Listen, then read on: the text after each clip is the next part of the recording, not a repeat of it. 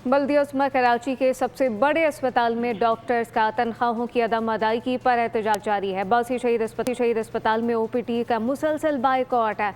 House officer की MS office के बाहर शदीद नारेबाजी। तफसीलात क्या है, मरियम हसन से जानते हैं। जी मरियम। बिल्कुल, बल्दिया उस्मा कराची का हॉस्पिटल है, बासी शहीद हॉस्पिटल, जहाँ पर गुज़िश्ता 6 दिन से जो हाउस ऑफिसर्स हैं वो सरापा एहतजाज हैं। 3 माह की तनख्वाहों की अदायगी और उसके साथ साथ सिक्योरिटी में जो है वो इजाफे के मुतालबात जो हैं वो इनके शामिल हैं। 6 रोज हो गए हैं।